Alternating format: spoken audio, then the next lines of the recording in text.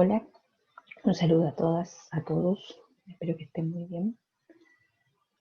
Bueno, les dejo acá la grabación de nuestra primera clase asincrónica, que espero puedan realizar no previo a la realización del primer taller práctico que está agendado para el martes 8 de septiembre a las 2:30. Insisto en que ojalá revisen esta grabación antes de ese taller, por cuanto en esa oportunidad vamos a tomar los aspectos más conceptuales que vemos hoy en este video y vamos a la luz de un ejercicio basado en la revisión de programas, de algunos programas, de algunos proyectos propios de la política social chilena. Vamos a tratar de ver cómo en ellos se expresan estos aspectos más conceptuales que veremos ahora en el video. Dicho eso, les voy a compartir pantalla donde está una pequeña presentación de apoyo. Ahí, creo que ahí está.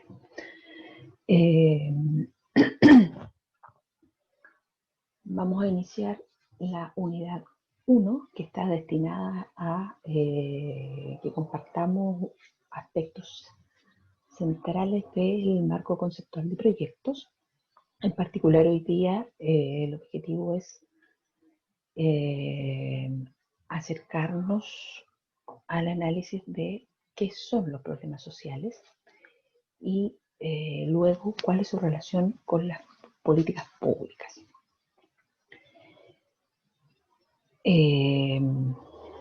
Algo alcanzamos a conversar en la primera sesión respecto del gran propósito de todo proyecto social.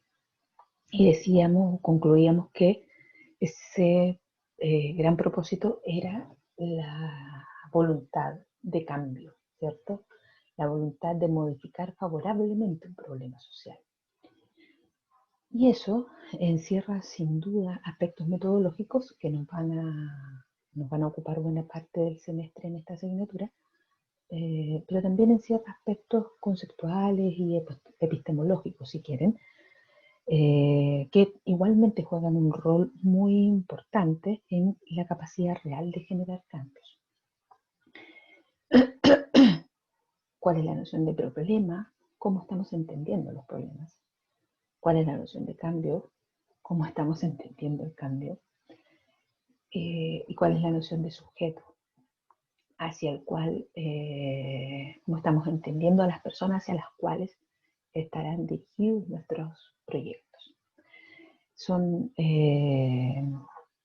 reflexiones del todo relevantes en función, insisto, de la capacidad real de cumplir con esa voluntad de cambio que tiene o suponen todos los proyectos sociales.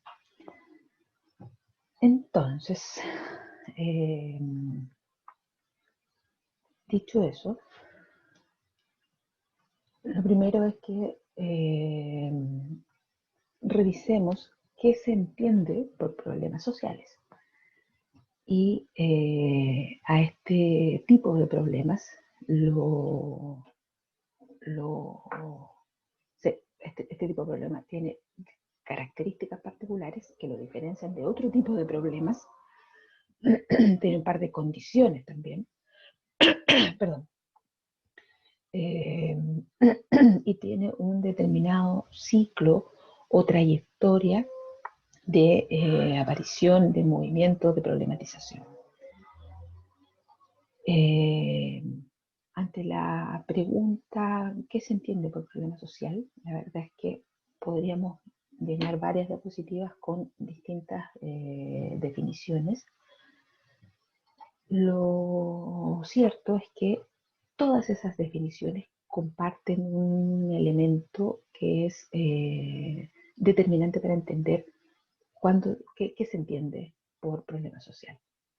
Y es que todo problema social está siempre representado por una distancia, por una brecha entre una realidad que estamos observando y lo que deseamos o lo que es esperable se convierta esa realidad observada. Lo segundo es que en la comprensión de los problemas sociales es determinante la idea de que los problemas sociales no afectan de igual modo a todas las sociedades, ya que una condición puede ser considerada deseable o indeseable, no solo por las condiciones materiales que podemos observar, sino que por aspectos juegan también allí aspectos más subjetivos de acuerdo a los valores aceptados por determinadas sociedades. Mientras en una sociedad, una situación no se, no, no se relaciona o no es concordante con los valores aceptados, esa misma situación en otra sociedad puede ser al contrario. Por lo tanto, para que cierta situación o problema se considere un problema subrayado social, debe existir en la sociedad cierto grado de conciencia de lo indeseable o injusta que es esa situación. Es decir, requiere que la sociedad lo problematice y lo entienda como perjudicial para sí misma y no solo como algo que sucede en la esfera individual de aquellas personas que padecen esa situación, ¿cierto? Tiene que entenderlo como una cuestión de carácter más estructural. Una definición clásica nos señala que un problema social es una condición que afecta a un número significativamente considerable de personas.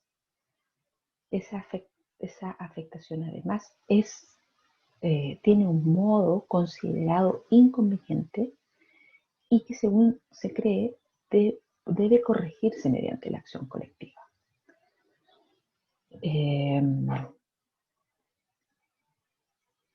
Existe en la discusión acerca de qué se entiende y cómo se aborda un problema social, ciertas dimensiones que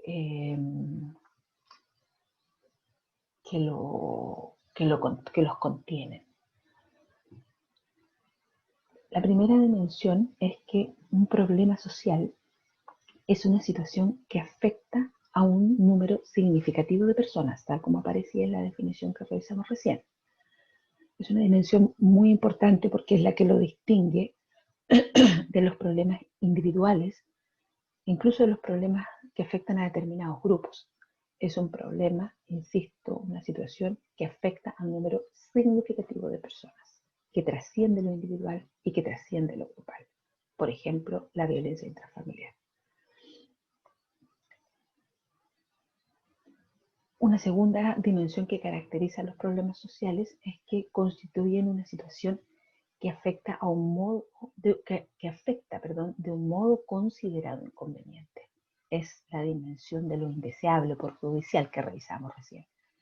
Y plantea una significativa, una importante discrepancia entre el estado actual de las cosas y lo deseable. No puede ser una discrepancia menor o reducida, debe ser una discrepancia significativa. Algunos ejemplos, yo puse 2, pero hay cientos, pueden ser la calidad de la salud, el deterioro ambiental,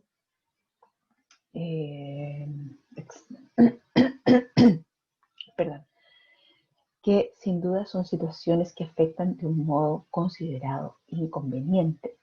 Y hay una gran discrepancia entre lo que sucede hoy y lo que esperamos suceda en estos ámbitos.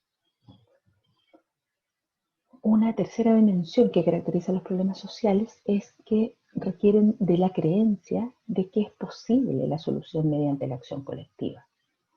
Esta es la dimensión del consenso y el interés público por darle solución. Sin duda es una dimensión en la que se plantean discusiones políticas y discusiones técnicas para generar propuestas de abordaje. Y esas discusiones encarnan visiones, creencias e intereses. Los problemas sociales son siempre un terreno en disputa. Un ejemplo, por decirlo de algún modo más contingente, podría ser el, comillas, llamado conflicto mapuche, sobre el cual no sé si existe consenso absoluto, pero sí al menos mayor que hace un par de años atrás, respecto de que es una situación que afecta a un número significativo de personas y que es inconveniente y que es posible solucionarlo.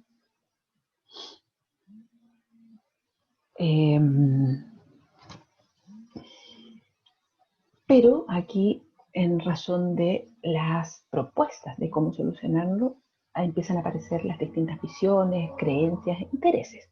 ¿Sí? Mientras para algunos es un asunto de seguridad interior y por lo tanto sus soluciones van por la vía de mayor control policial o militar en la zona, comando jungla y todas esas expresiones de una visión que hemos podido observar. Hay otros que plantean que se puede solucionar a través del ejercicio de la restitución de tierras y otros que van más allá y plantean que las soluciones van por el lado del reconocimiento de los derechos, ¿cierto? Y su reconocimiento como nación, que quede incluso incorporada en la nueva Constitución. Si se fijan, a un mismo problema, las discusiones políticas y técnicas son de diversa índole y son un escenario profundamente en disputa. Y la última dimensión que caracteriza a los problemas sociales es que es la dimensión temporal, la idea de que con el tiempo los problemas sociales cambian y también cambian los estándares de deseabilidad. Esta dimensión nos plantea una dinámica permanente de actualización y ampliación del repertorio de problemas sociales. No necesariamente supone, está detrás la idea de que para que ingresen nuevos problemas sociales a este repertorio o listado, tienen que haber salido otros. No, no supone eso, sino que siempre puede ir creciendo o actualizándose, renovándose en función de las particularidades que cada época le imprime a las distintas sociedades, puede ir creciendo ese repertorio. Yo les puse algunos ejemplos que nos ayudan a entender esta dimensión. Bajo el nombre de, comillas, problemas sociales contemporáneos, podríamos indicar la igualdad laboral entre hombres y mujeres, que sin duda es una demanda que hace, no sé, 50 años no tenía el peso de hoy. La contaminación ambiental, las jubilaciones, la situación de los migrantes, los femicidios, la sequía, y aún más recientemente o emergentemente la salud mental en tiempos de confinamiento o la conectividad digital, etcétera, ¿no? Son problemas del todo vigentes e incorporados más o menos recientemente al repertorio de problemas sociales. Y en contraposición a eso tenemos los problemas sociales extemporáneos o que parecieran ser característicos más bien de otra época y que al día de hoy, si bien no están desaparecidos, a lo menos están como sociedad hemos logrado reducirlos considerablemente. Ejemplos clásicos en Chile son el analfabetismo, la mortalidad infantil y el acceso a la educación. que sin duda tiene una situación sustancialmente mejor que la de principios del siglo XX, que es cuando comienzan a abordarse estas problemáticas sociales. El problema de la educación, perdón, ahora no es el acceso, sino que es la calidad, lo que le da características muy distintas en términos de su tratamiento. Ahora, de acuerdo a lo que hablamos al principio, ¿cierto? De que existe una brecha, una distancia entre la realidad observada y el estándar de deseabilidad hacia el que quisiéramos movernos. El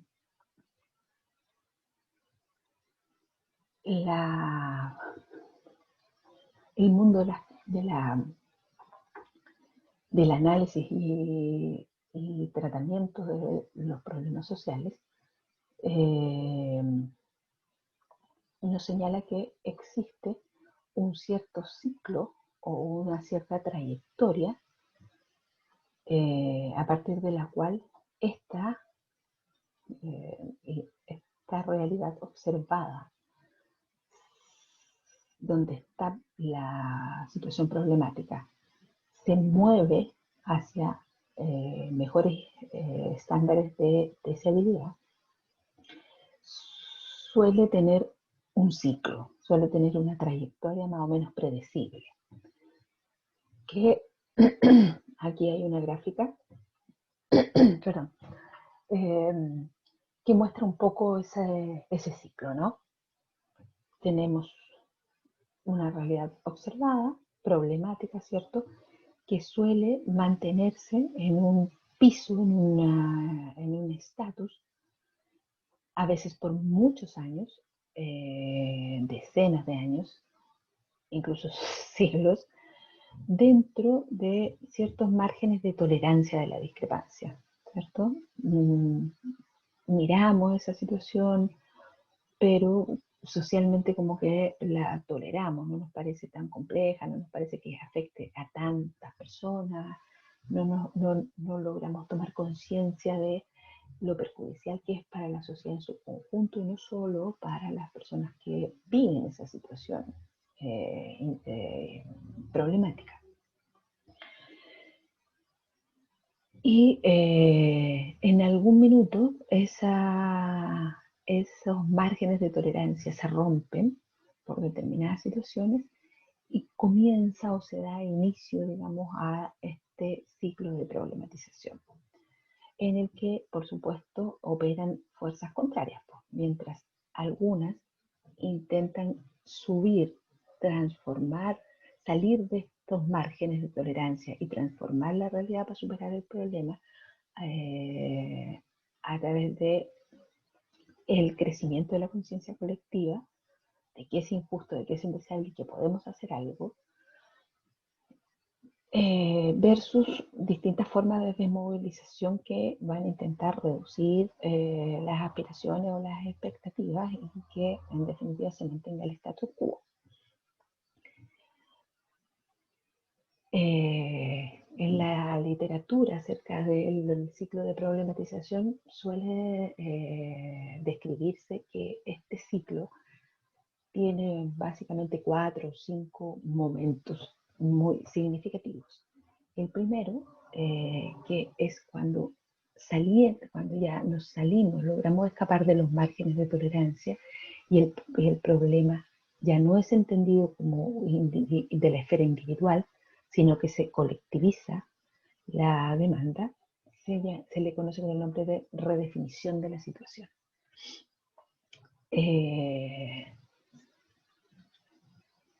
Cuando tenemos redefinida la situación, que puede también ser un proceso en tiempo, me refiero, muy largo y muy complejo, de mucha pugna,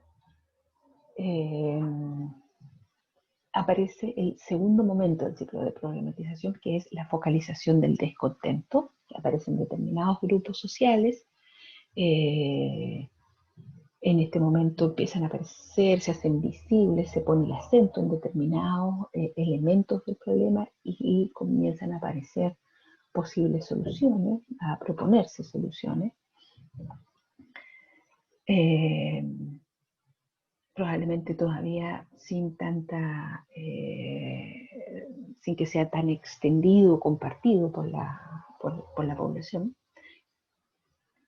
Perdón, hacia el otro lado, ahí está. El tercer momento es lo que es cuando se problematiza y se inicia el debate público, que es el momento en que se genera un gran hito social que logra capturar la atención de los medios de comunicación porque se visibiliza el drama, por lo general a partir de situaciones muy dramáticas, ¿cierto?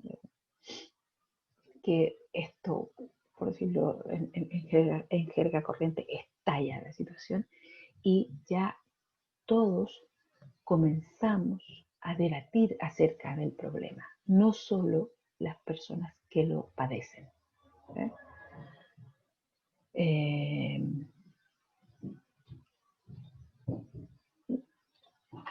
Aparecen los grupos de presión a través de distintas formas de movilización social, presionan para que el problema sea revisado, sindicado como tal, aparezcan los compromisos de solución, etc., ¿no?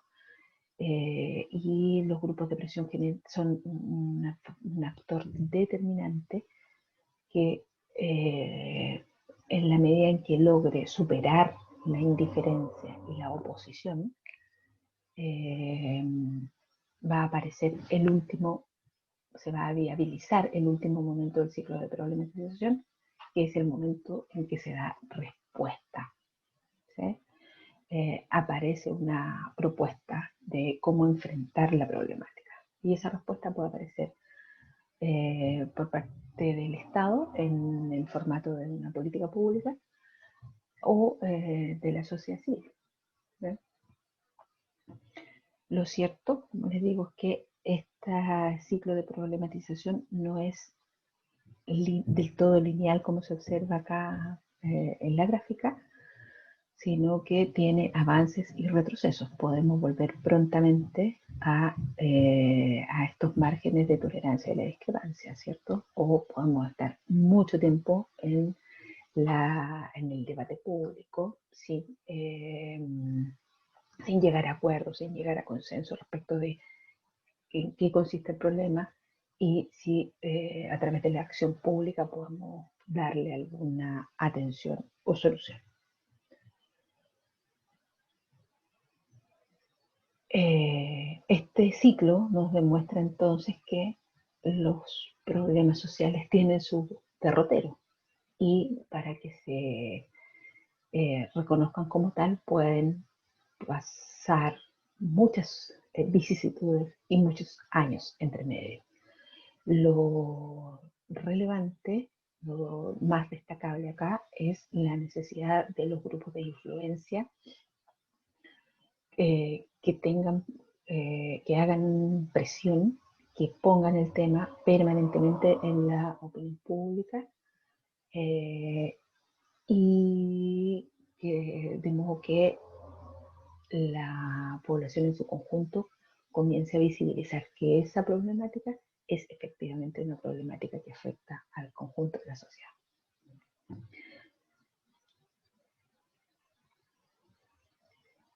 Y es evidencia del carácter del todo dinámico y sociopolítico que tiene la discusión, el estudio y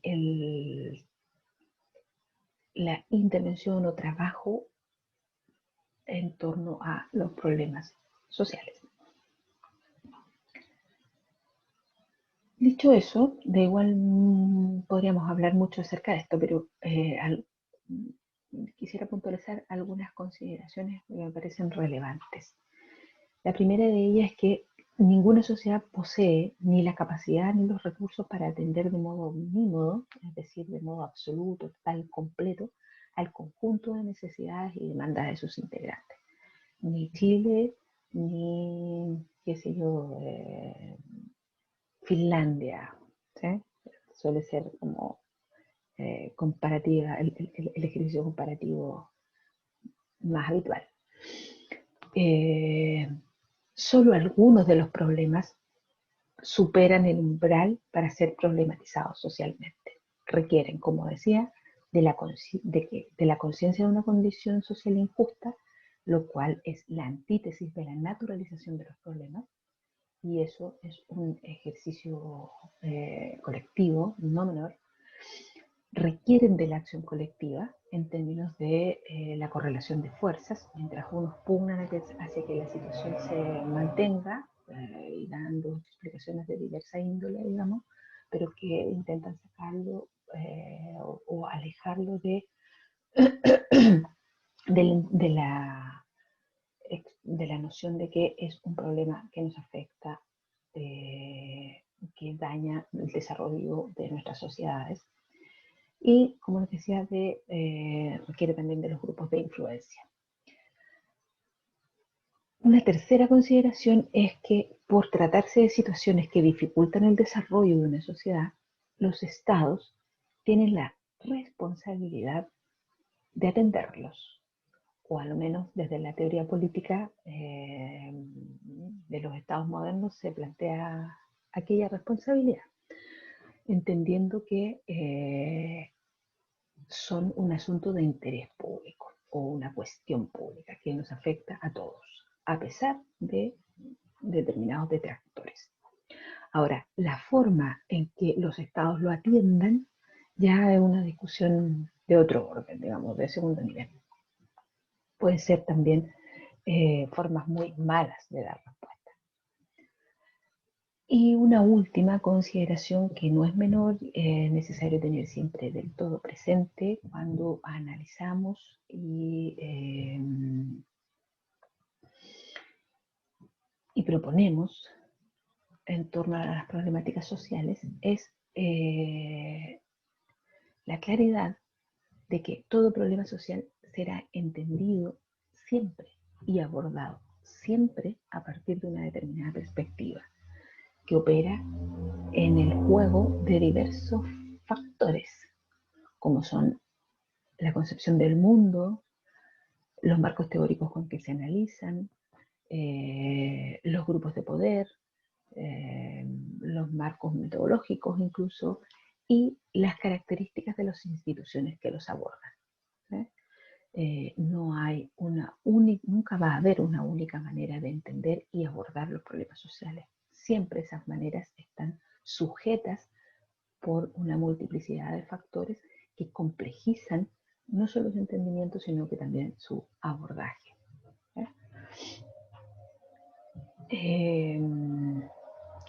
Dicho eso, cuando nos vamos a la descripción de algunos problemas sociales, ya no a la definición, sino que más bien a la descripción, podemos encontrarnos con que bajo el nombre de problemas sociales existe un sinnúmero de situaciones de diverso tipo. Ahí yo les puse algunas por cuestión de espacio y tiempo, ¿no? Podría esta lista crecer infinitamente, lo cual nos presenta una dificultad a aquellos que trabajamos en torno a las problemáticas sociales. Que esa dificultad está asociada a, bueno, dónde están los límites de un problema social que tiene una conceptualización o incluso un nombre, dónde están los límites, donde eso se topa o se mixtura con otras problemáticas sociales. Si ustedes miran cualquiera de estos y hacemos el ejercicio de vincular, por ejemplo, el más clásico, la pobreza.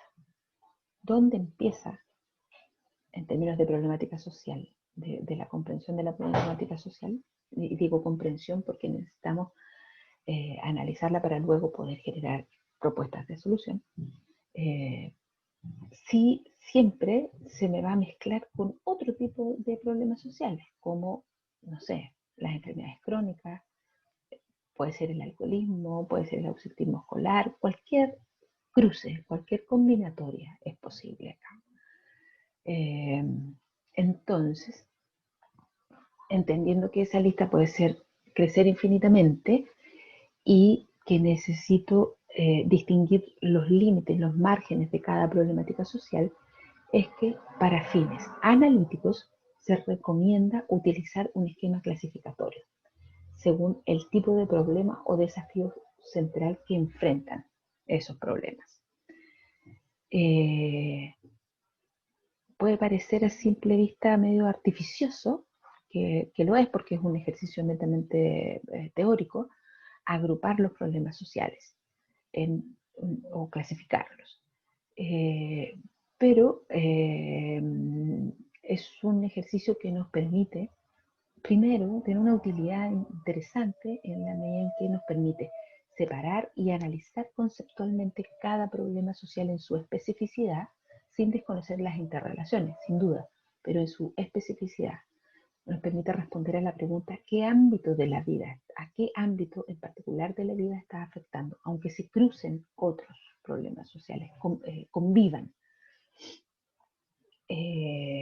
Y tiene una segunda utilidad que para el caso nuestro en particular no es menor, y es que le otorga cierta claridad al rol de los proyectos sociales, porque los proyectos sociales se distinguen según el tipo de problemática o necesidad que intentan atender. Aunque los proyectos tengan una mirada integral de la multifactorialidad que concurre ante situaciones de violencia familiar, por ejemplo, o de exclusión social o los trastornos de la salud mental, los proyectos tienen un foco temático de intervención.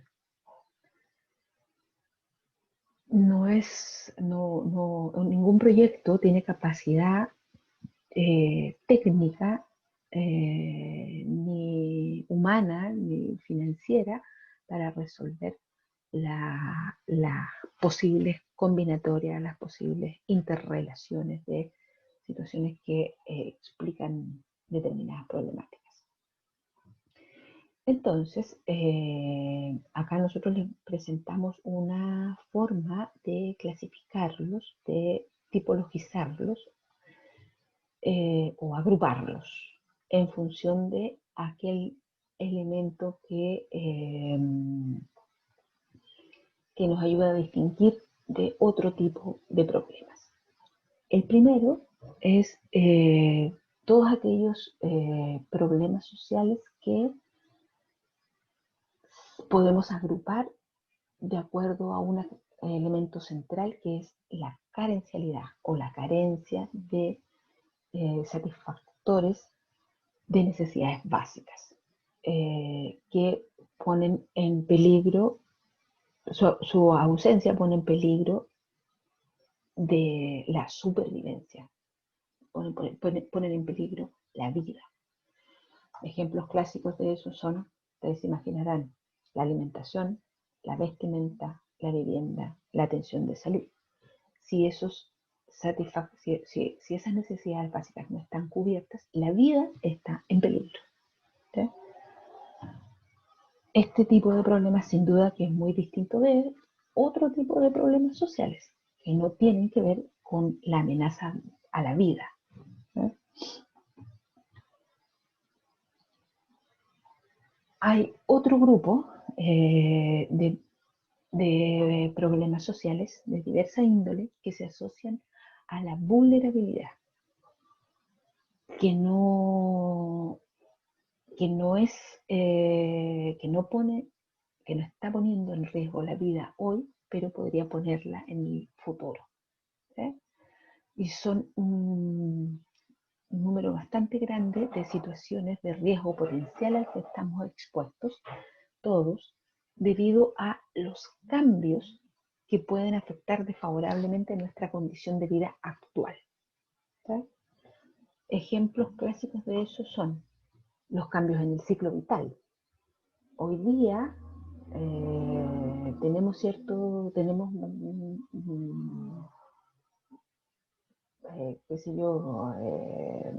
grado de autovalencia, pero piensen qué pasa con ellos cuando, de acuerdo al ciclo de vida, nos convertimos en adultos mayores, que vamos crecientemente viendo reducidos esos márgenes de autovalencia. Esos cambios pueden afectar significativamente nuestra condición de vida, pero no es algo que esté sucediendo hoy día, pero somos vulnerables a ello. Los cambios tecnológicos que pueden generar desempleo o que ciertos roles ocupacionales desaparezcan o que se precaricen o que algunos estén más asociados a accidentes, etcétera, ¿no? Puede que yo hoy día tenga trabajo, pero por alguna modificación o cambio en el mercado del trabajo no lo tenga, ¿sí? Lo pierda. Todos tenemos esa vulnerabilidad. El factor determinante es qué capacidades tengo para superar o sobrellevar ese cambio que se produjo en mi vida. Si no tengo redes de apoyo, ¿sí? Etcétera, probablemente la pérdida del trabajo va a significar una modificación relevante de mi condición de vida, ¿sí? No tengo posibilidad de encontrar otro trabajo, etcétera. Soy muy vulnerable a este cambio y probablemente no me voy a parar. Otros clásicos son los cambios de la naturaleza, que pueden generar problemas vinculados a catástrofes muy profundas, como las inundaciones, los terremotos, los ciclones, ¿cierto? Nosotros sabemos bastante como país de las implicancias que tienen, las consecuencias que tienen estas catástrofes para la vida de las personas, ¿sí? Todos somos vulnerables a que en un terremoto, por ejemplo, se destruya, se caiga la vivienda que habitamos. Pero es muy distinto en términos de vulnerabilidad la posibilidad que tengo luego de restituir o de volver a la misma condición que tenía, habitacional que tenía antes del terremoto. Hay quienes van a lograr hacerlo, lograr restituir la condición, y hay quienes no lo van a lograr, ¿sí? Tienen una vulnerabilidad mayor a esos cambios. Lo mismo sucede con los cambios en la salud. Puede que hoy día yo tenga buena salud, pero principalmente producto de malos hábitos como el sedentarismo, el tabaquismo, el alcoholismo, etcétera, que son una fuente de vulnerabilidad de la salud potencial. ¿Cómo lo supero? Hay distintos márgenes de vulnerabilidad. Hay variados problemas sociales que se vinculan directa o indirectamente a la participación social, que es una tipología que nos refiere a la modalidad y a la intensidad de la participación, que es asociada no a la participación política, sino que a la naturaleza de la trama de relaciones sociales y a las estructuras vinculares que afectan nuestras necesidades de sociabilidad. Hay variados problemas que se asocian a esto, como la discriminación, ¿cierto? Que sufren diversos grupos o categorías sociales, ya sea por, qué sé yo, roles sexuales, grupos étnicos, religiosos, ocupacionales, lugar de origen, etcétera, ven reducidas sus posibilidades de participar de la vida social. Ejemplos de situaciones de aislamiento como el de los adultos mayores, ¿cierto? Que ven debilitarse crecientemente sus tramas vinculares, o no sé, los ex convictos eh, que luego no consiguen trabajo, ¿no? Siquiera, eh, o cualquier otro grupo estigmatizado socialmente, ¿cierto? Que se va quedando aislado o va viendo reducirse sus vínculos. No sé, como las personas con capacidades diferentes, en su momento las personas con SIDA, etcétera. Hay muchos ejemplos de problemas asociados a la pérdida o la reducción de los espacios y la calidad de la participación. Eh, Hay un cuarto tipo de problemas sociales que se agrupan bajo el nombre o la clasificación de problemas de la identidad. Sin duda el concepto de identidad es complejo, difícil de establecer, pero todos se concuerda que sus elementos distintivos son la unidad de la identidad y la continuidad histórica, ¿cierto? Ejemplos de una diversidad de problemas que se asocian con el mundo, que afectan el mundo de la identidad de las personas, y que tienen consecuencias extremadamente perjudiciales, son el desarraigo de los grupos migrantes, las relocalizaciones involuntarias y el impacto que tiene en las identidades y en la calidad de vida de las personas. Piensen, no sé, aquellos que fueron relocalizados forzosamente, los chaiteninos, ¿sí? Que después de la erupción del volcán obligatoriamente tuvieron que salir del lugar y fueron relocalizados en diversas ciudades del sur de Chile, y el impacto que en sus vidas y en sus identidades como chaiteninos, ¿cierto? Tuvo, está siendo interesantemente estudiado. Las situaciones de aculturación forzosa o la negación a las sexualidades disidentes, etcétera. Aquí hay muchos problemas también, una diversidad de problemas sociales que se asocian a el mundo de las afectaciones sobre la identidad. Una quinta tipología, que es bastante grande, digamos, es la de la calidad de vida, que siendo también un concepto complejo, combina ciertos aspectos de la esfera cuantitativa, pero también de la esfera cualitativa de las necesidades humanas. Y allí tenemos muchos ejemplos de problemas sociales. Puedo yo tener trabajo, un trabajo estable, que me genera remuneración y puedo resolver la esfera cuantitativa de la vida, la esfera material de la vida, pero tener una profunda insatisfacción con ese espacio laboral. Y por lo tanto mi calidad de vida se ve deteriorado a pesar de la estabilidad laboral que tengo. O las insatisfacciones con la esfera vincular, sea familiar, grupal, social, o la vida en ambientes contaminados, o los efectos psicosociales de las mega urbes, esto de tener que estar 2 horas arriba de un micro o de un taco o del metro súper lleno para trasladarme a trabajar. Y en la tarde de vuelta lo mismo, 2 horas más invertidas en trasladarme. O o qué sé yo, el hecho de que los niños no puedan salir a jugar a su barrio, a su vecindad, por la situación de inseguridad y tener que estar, después que vuelven del colegio, el resto del día encerrados en sus casas. O el escaso tiempo libre, la calidad de vida en los barrios marginalizados, o los problemas de la salud mental, etcétera. Hay un pool importante de problemas que se asocian con la afectación a la calidad de vida, no necesariamente a la carencia de asuntos materiales.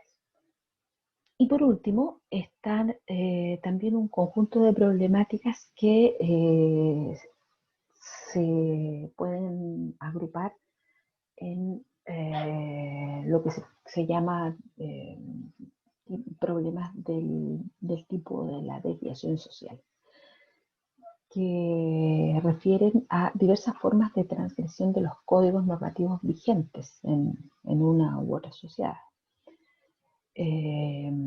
Ejemplos clásicos de eso son la delincuencia y la criminalidad, la violencia urbana, el incesto, la corrupción, la tortura, el tráfico de armas, el comercio sexual infantil, etcétera, ¿no? Situaciones que están dando cuenta de que hay un asunto de desviación o de transgresión de los códigos normativos. Y son situaciones que consideramos nefastas, nocivas y que es necesario resolverlas.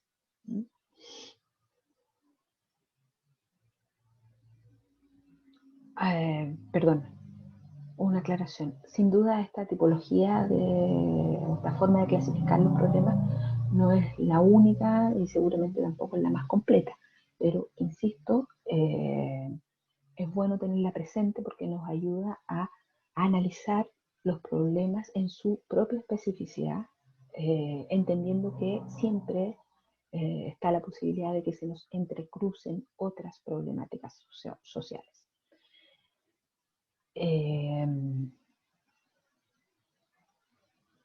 Ahora, la siguiente pregunta es, ¿cómo toda esa diversidad y más de problemas sociales que hemos revisado se vinculan o se relacionan con las políticas públicas? Para responder eso, tenemos que hacernos una primera pregunta y es, bueno, ¿qué ya más o menos definimos qué son los problemas sociales? Ahora la pregunta es, ¿qué son las políticas públicas? Una respuesta simple, muy aclaradora, es simplemente que las políticas públicas son la respuesta del Estado a determinados problemas sociales. Y esa respuesta se materializa a través de decisiones y acciones planificadas que se conocen como políticas públicas o políticas sociales. El hecho de que sean planificadas no es sinónimo de que sean buenas respuestas. Una distinción de base ahí, ¿no?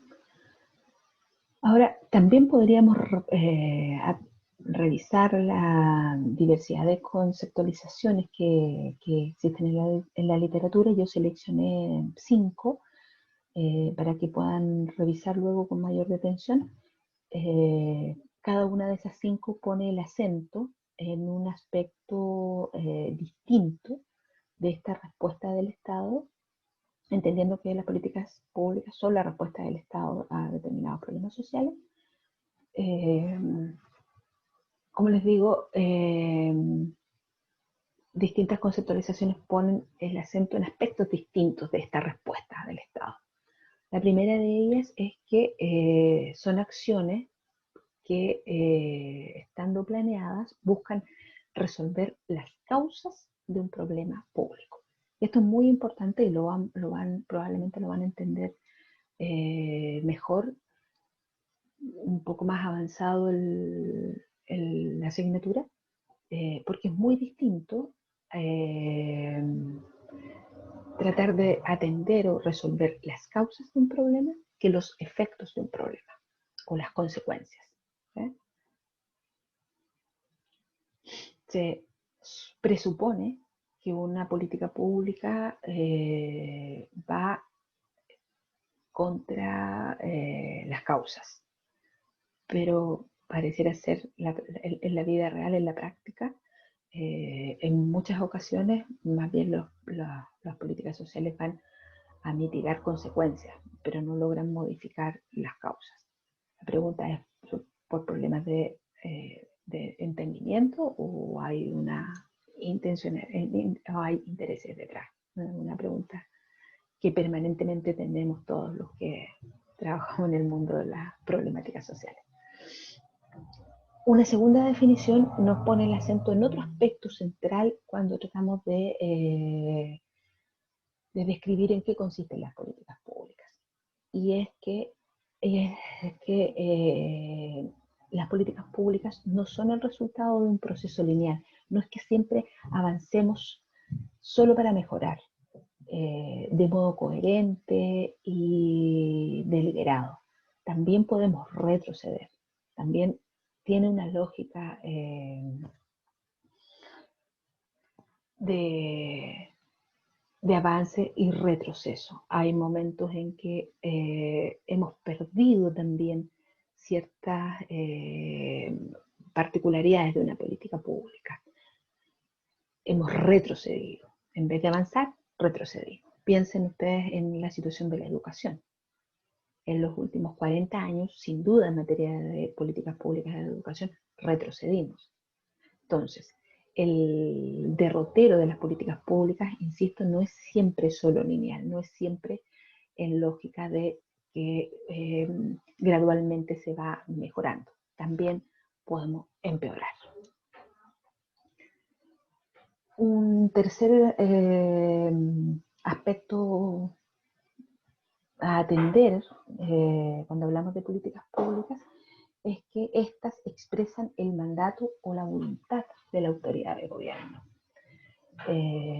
Las políticas públicas van a existir siempre y cuando exista esa voluntad de la autoridad de gobierno, y en tanto mandato, las instituciones públicas tienen que asumir, sea total o parcialmente, esa tarea de modificar la situación problemática. No es una voluntad que esté puesta en otro escenario. Socialmente podemos presionar mucho, pero si no existe voluntad de las autoridades de gobierno, no puede no haber respuesta.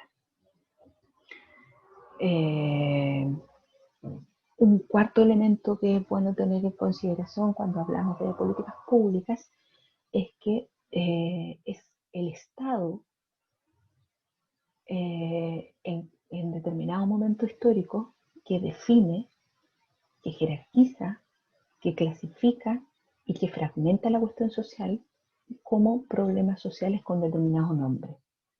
Es el modo social, por decirlo de algún modo, es el modo de acción social del Estado. Así actúa frente a la sociedad, ¿cierto? Es él quien define y jerarquiza y clasifica los problemas sociales en el esfuerzo supuesto de darle atención. Ahora, esas formas de definición, de jerarquización, de clasificación o de asignación de importancia, de urgencia, no siempre se corresponden con las miradas que otros grupos sociales tienen. Es un terreno, como les decía hace un rato, las políticas públicas son siempre permanentemente un terreno en disputa, y todos los que trabajamos en el mundo de las políticas públicas entendemos que es así y estamos todo el rato en esa pugna, digamos, de ampliar, modificar, mover las definiciones y las propuestas.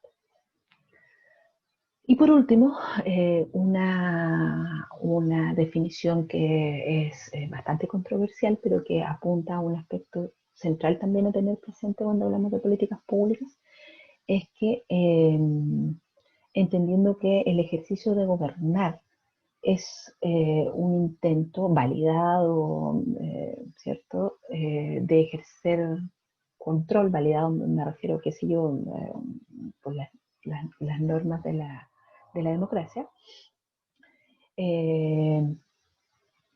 Las políticas públicas también son un instrumento en la que se materializa esa voluntad o esa intención de gobernar, incluso de tomar control de las situaciones, con determinadas visiones, con determinados entendimientos, con determinadas propuestas. Vuelvo a la idea anterior, la idea de el campo permanente de disputa. ¿No? Eso. Y para terminar, también mostrarles a través de una gráfica cuál es el ciclo o el derrotero, el camino que sufre, que enfrentan perdón, me adelanté, no el ciclo, sino que algo anterior para entender cómo se materializan las políticas públicas, que es a través de la noción de escala, lo que en la jerga de la planificación se conoce como las 3P. ¿Qué significa eso? Significa que las políticas públicas tienen 3 escalas. La escala más general, más macro, que es el plan, la escala intermedia, que son los programas, y la escala micro, que son los proyectos. De ahí viene el nombre de las 3P, ¿no? Plan, programa, proyecto. En el nivel de plan están los objetivos estratégicos, ¿cierto? De carácter más general, se establecen las grandes visiones y metas. Por decirlo de algún modo, allí están los titulares de lo que queremos hacer en determinada materia, con un diagnóstico de la situación y nuestros grandes objetivos, de qué es lo que queremos modificar, hacia dónde queremos avanzar. Todo plan necesita a lo menos de un programa. Por lo general los planes se desagregan en distintos programas que desde el punto de vista ya más técnico reflejan esa intención que hay en el plan. Acá en el nivel intermedio, ¿cierto? Que es de carácter más táctico, ya empiezan a aparecer construcciones más teóricas, ya no solo políticas, empiezan a aparecer las prioridades de intervención, empiezan a aparecer las definiciones respecto a quién se hará cargo de ejecutar un programa, se asignan los recursos, se identifican los proyectos, ¿cierto?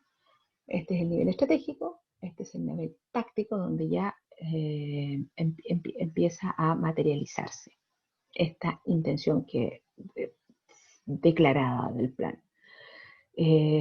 Por lo general los programas están asentados o se localizan en ministerios, ¿sí? Y los programas se componen de a lo menos un proyecto. Esta es una gráfica bien artificiosa, ¿cierto? Pues esto puede llenarse desde el programa 1 hasta el programa 20, perdón, desde el proyecto 1 hasta el proyecto 20, que responden a las líneas programáticas particulares. Cada programa tiene sus propios proyectos, que son el nivel operativo o el espacio, la instancia más concreta de la política pública. Es la unidad básica de intervención o acción específica. Se le asignan recursos, ¿cierto?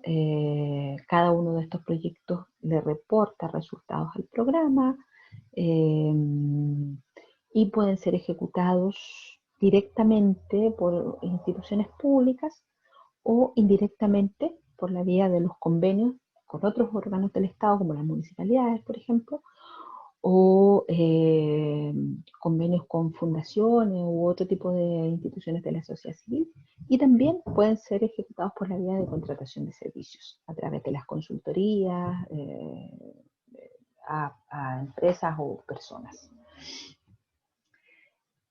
Estos 3 niveles constituyen la política pública. Si lo llevamos a un ejemplo de nuestra área, está el Plan Nacional de Salud Mental, que dicta, digamos, lo que el Estado va a hacer en materia de salud mental de aquí al año 2025. El encargado es el MinSal, ellos elaboraron este plan y tienen la tarea de hacer que se ejecute. Bajo ese plan hay un par de programas como el programa de salud mental y psiquiatría de adultos, el programa de violencia, el programa de atención de salud mental infantil, y otros, ¿no? El programa de reducción de suicidio o de catástrofes, etcétera, ¿no? Hay varios otros programas vinculados a la salud mental. Para seguir con el ejemplo, en el caso del programa de salud mental y psiquiatría de adultos, hay proyectos de la promoción de la salud mental, de drogas, de depresión, de los trastornos severos, ¿sí? Que son ejecutados por las unidades de salud local, sean los SFAM o cualquiera de las figuras de atención primaria de salud o hospitales. En el programa de violencia hay 3 proyectos que son el de violencia intrafamiliar, el de maltrato infantil y el de represión política, que también se desarrollan a nivel local por entidades especializadas. Y el PASMI, ¿cierto? Que es el de salud mental dirigida a la población infantil, tiene los proyectos de hiperactividad y de salud mental en la escuela. Un ejemplo rápido, ¿sí? De cómo se operacionaliza o cómo se expresa una política pública, bajo esta noción de escala, desde lo más global hasta lo más específico. Nosotros vamos a estar desde el ejercicio profesional generalmente acá, en el ámbito operativo de las políticas públicas, sea diseñando proyectos, sea ejecutando proyectos y en menor medida evaluando proyectos, ¿sí? Tenemos mucha menos probabilidad de participar acá, en el ámbito de los programas. Para eso necesitaríamos primero estar en los cuadros técnicos de los ministerios o seremías y mucha menos posibilidad de estar en el nivel de la definición de los planes estratégicos, porque para eso necesitaríamos estar en los comités técnicos, políticos, de asesores de los ministerios, ¿no? También puede ser, nadie dice que alguno de ustedes no pueda llegar a esos niveles, pero desde el punto de vista profesional, nuestro quehacer está principalmente puesto acá, o se desarrolla acá. Y ahora sí, por último, así como los problemas sociales también tenían su ciclo, su recorrido, su derrotero, las políticas públicas también lo tienen. Eso se llama ciclo o fases de la política pública, que opera bajo una lógica secuencial para las 3 instancias, los planes, los programas y los proyectos. Se parte, como dijimos, identificando la problemática, se toma la decisión de hacer algo, se diseña un plan, un programa, un proyecto, pasa a la fase de implementación, pasa a la fase de evaluación y, al menos en teoría, esa evaluación da pie a un reinicio del ciclo que puede redundar en que se rediseñe, se hagan los ajustes necesarios para mejorar el impacto. Ahora, esto es un ejercicio, como les digo, bien más desde la teoría de la planificación. No siempre sigue esta secuencia. En particular, la evaluación suele ser una fase que está bien ausente en las políticas públicas chilenas. No tenemos costumbre, no tenemos tradición, no tenemos rigor evaluativo, lo que redunda en que en ocasiones por muchos años existan planes, programas y proyectos que no están dando buenos resultados y se siguen implementando al año siguiente porque no tenemos antecedentes levantados rigurosamente para demostrar que es necesario rediseñar o replantearse todo, ¿sí? Eso. Por último, sintetizando,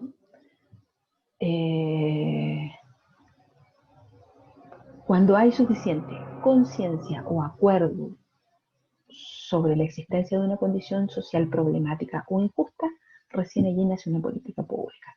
No quiere decir que los problemas que no son parte de una política pública no existan, solo que no hay una conciencia tal que viabilice o posibilite que el Estado dé una respuesta a esos problemas.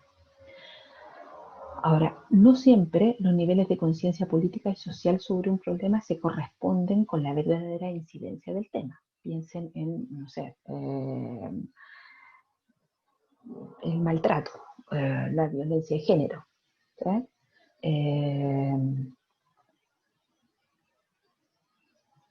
que bien recientemente hay una conciencia política y social respecto de ella, eh, a pesar de la incidencia y las consecuencias que esta trae, ¿no? Aquí tenemos dos escenarios. Por un lado, existen cuestiones socialmente relevantes que cuentan con una alta preocupación social y con el accionar de diversas formas de presión sobre las estructuras decisionales. Y por otro lado, tenemos otras cuestiones igualmente importantes, pero que están más marginadas de la discusión y sin respuesta desde el aparato público, incluso a veces sin respuesta tampoco desde la sociedad civil. Un ejemplo son en el grupo de los adultos mayores, ¿cierto? A este lado de asuntos socialmente problematizados está la baja cobertura de sus jubilaciones y pensiones, que se asume eh, como una cuestión social relevante que requiere respuesta, que los afecta profundamente. Sin embargo, a este otro lado, la cultura de minusvaloración de los adultos mayores y su creciente exclusión del medio familiar y social no aparece como un asunto relevante que atender y no se demanda, no se entiende como tal y no se demanda por lo tanto solución. Dos problemas que afectan a un mismo grupo. Eso refleja la importancia de otros espacios y sujetos generadores de proyectos, no solo el aparato público. Hay una tradición interesante de propuestas suplementarias, de propuestas emergentes o subalternas, como se les llama, que de algún modo intentan modificar esta paradoja que se produce en materia de políticas públicas. Eso. Espero que puedan revisar esto, insisto, antes del martes. Nos vemos. Cualquier consulta, contando, anoten y lo revisamos el martes. Chao, chao.